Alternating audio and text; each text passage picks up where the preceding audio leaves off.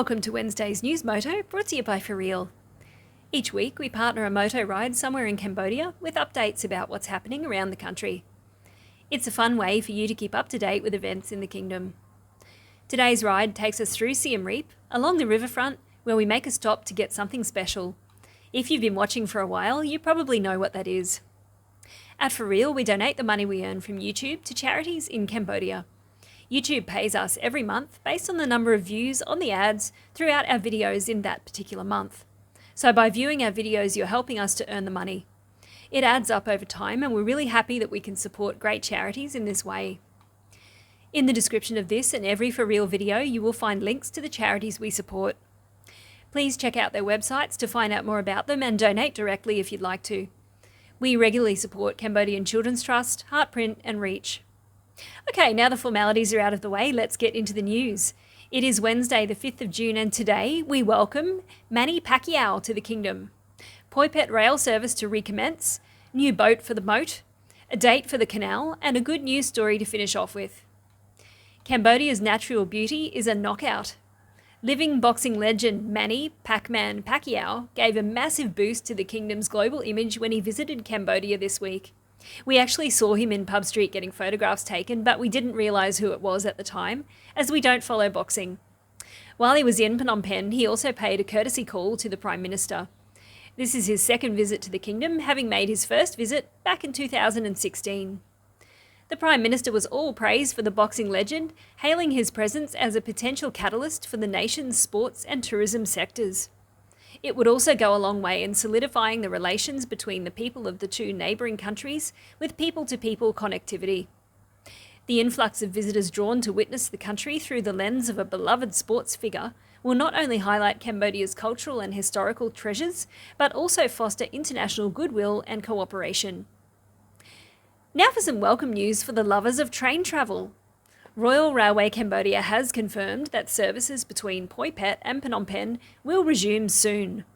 We have not been able to ascertain a date for the recommencement of these services, but can tell you that the northbound train from Phnom Penh will depart at 6:40 every day, and the southbound train will depart Poipet at 7 a.m. every day. This is welcome news for people that like train travel. It's also great to have another option available if you're coming across the border from Thailand. In the southbound direction from Poipet, the train will stop at Bante Mianche, Tumor Kol, Battambong, Mong, Pasat and Kampong Chinang before reaching Phnom Penh. We don't know how long the full journey will take, but we'll update you once we know more. This new attraction is likely to cause a splash. The Apsara National Authority is launching a tourist boat service at the Jayataraka Barai near Nekpoan Temple to enhance visitor experiences and promote cultural heritage exploration. The initiative is supported by a German company with a name I have no chance of pronouncing, so let's call them GIZ, and it's also coordinated by UNESCO. The Deputy Director of the department said that the primary purpose of the initiative is to foster tourism development in the region while generating employment opportunities for the local community. He noted that arranging a boat tour at the Barai enables visitors to see various bird species and capture stunning photographs, particularly of the scenic sunset. It is very beautiful out there. We have been conducting training sessions on boat rowing techniques and equipping the community with the assistance of GIZ. As a first step, we are operating with 8 boats, he added. National and international visitors can now experience these trips, each boat accommodating up to 3 tourists. And there are plans in place to expand the fleet based on demand from travellers who wish to explore the Barai by boat, and it promises fresh air, aquatic life, various bird species, and temples amidst the Barai. This news blew me away. Cambodia is set to harness the power of wind energy with a plan for the country's first wind farms taking root in Mondulkiri and Kampot provinces. A spokesperson for the Minister of Mines and Energy shared the information in a video clip published on the ministry's social networks. The spokesperson added that wind energy is to contribute to clean and renewable energy sources for the national grid. According to the ministry, renewable or clean energy accounts for more than 62% of Cambodia's total consumption. Renewable energy comes from wind power, hydropower, solar power and biomass. Cambodia currently can produce around 4,000 megawatts of energy per year. The annual consumption is roughly about 2,400 megawatts, So the Cambodian kingdom could consider exporting its energy to countries in the region in future. Maybe this will bring down the cost of electricity as well, which would be great for everyone. Another mega project has a start date. The historic and game-changing Funan Techo Canal mega project is moving ahead. Prime Minister Hun Manet made the major announcement that its construction will begin in August this year, with most of the funding coming from local investors. The construction is predicted to take around 6 years. Since the project's announcement, Vietnam, Cambodia's neighbour, has repeatedly voiced worries about its environmental impact on the Mekong Delta. Additionally, various foreign entities have expressed concerns about the canal potentially enhancing Chinese naval power in the region, primarily due to the likelihood of a Chinese company being involved in its construction. Nevertheless, the Prime Minister also made it clear that most of the capital for the construction will come from local Cambodian investors. Despite this, it was also revealed that the government is now in negotiations with a Chinese company which can fulfill the technical role to join the investment. According to the blueprint, the Funan Techo Canal will stretch 180 kilometres, originating from Prek to Kao on the Mekong River, passing through Prek to Ek and Prek to Hing on the Basak River. It'll extend eventually into Kep Province. Its route traverses 4 provinces, Kandal, Takeo, Kampot and Kep, encompassing a population of 1.6 million people residing along its banks. Upon its completion, the canal is anticipated to bolster agricultural activities, generate employment opportunities, and reduce container transportation costs from Phnom Penh to the sea. From a canal to a catfight.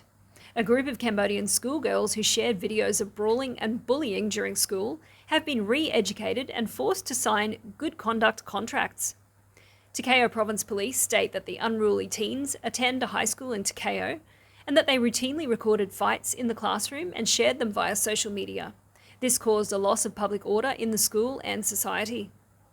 After complaints from concerned citizens, provincial police led the specialised force and administrative police force to the school to meet with the director, deputy director and teachers to conduct investigations. Once the girls were identified, they were brought to the inspectorate for questioning. After being instructed by the authorities and acknowledging their guilt in the fight, the inspectorate made a contract with the girls to educate them and then took them to the Takeo Provincial Prison as a warning that prison would be their final destination unless they mended their ways. Wow, that's the way they roll here in Cambodia. A bit of tough love, I think. This next gang was nuts. A gang who specialised in stealing cashew nuts has been brought to justice in Pailin City. According to the owner of the plantation, he found that the cashew nuts had been stolen during a nut inspection. He then discovered one of the thieves with a 30-kilo bag of cashews. The captured felon broke down after a slow roasting, but he was never assaulted under interrogation. This led police to the rest of the gang. The criminals will now be processed, packaged, and stored in a cool place. Lastly, 3 pieces of good news. The Ministry of Environment plans to turn the Phnom Tamar Kambor area in the Samlot district of Battambang province into a protected area after finding many rare animal species living there. The Undersecretary of State and spokesperson of the Ministry of Environment said that many species of wildlife have been found in Phnom Tamar Kambor, comprising rare and endangered animals such as the red jungle fowl, northern tree shrew, northern red muntjac, Malayan porcupine, long-tailed macaque, northern pig-tailed macaque, lesser mouse deer, leopard cat, golden jackal, common palm civet, and mainland serow. He added that the information came to light after officials from the Ministry and Fauna and Flora International, in collaboration with authorities and local communities, installed more than 30 camera traps in January 2024. These traps were set in order to record and collect biodiversity data in support of the EU-funded conservation plan for the protection of the Phnom Tamar Kambor area. In some quick Siem Reap news updates, the new branch of the Angkor Market supermarket chain is coming along nicely. We noticed some fancy brickwork taking shape on the facade, and they seem to be well on track to be open by September. In case you don't know, it's situated opposite the museum, just north of Road 6. Word is that it will replace the Sibitha branch eventually. One last update about Siem Reap is that work is well underway on the new pedestrian pathway that will link the botanical gardens to the southern edge of Angkor Wat's moat. There's also a lot of road work going on out in the archaeological park with a brand new surface on the stretch of road between Angkor Wat's East Gate and the Apsara Road intersection. The second ticket checkpoint just south of Angkor Thom's South Gate appears to no longer be in use, so that is another good point. No more stopping twice on the way into Angkor Thom.